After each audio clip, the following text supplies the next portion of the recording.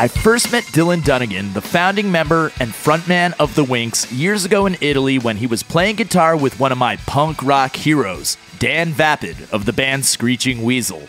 Dan Vapid has always released great pop punk and power pop records, and we've done a handful of shows together over the years. At the time, Dylan had joined Vapid's new group, Dan Vapid and the Cheats, on guitar and was excited to also be playing with him, as he was his punk rock hero too. So Dylan and I immediately hit it off. I remember staying up and partying, drinking beers, and talking about music for hours with him. So I was thrilled when Dylan told me he recently started a new band and was writing a record. That band is called The Winx, and they hail from Dylan's hometown of St. Louis. As for their sound, it's a mix of a little bit of everything. Pop punk, modern alternative, and a little bit of classic rock. Dylan's inspirations draw from Green Day to the Beatles to the Replacements. And in terms of the Winx live show, Dylan had this to say.